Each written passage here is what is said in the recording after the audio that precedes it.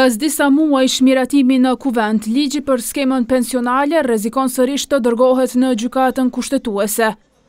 Alianca për Ardhmërinë e Kosovës e dorëzoi ligjin te avokati i popullit me kërkesë që më pas avokati ta dërgoi për shqyrtim në kushtetuese. Deputeti Shemsedin Dreshaj tha se kërkesa kryesore është largimi i kushtit për 15 vjet përvojë pune me qëllim të përfitimit të pensionit kontributdhënës. Nga viti i kaluar askush nuk përfiton nga ky ligj.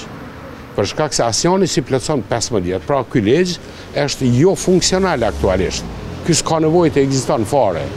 Nëse nuk hiqet 15, ky ligj mund shpallet si vdekur. Avokatit të popullit i u drejtua edhe sindikata e bashkuar e arsimit.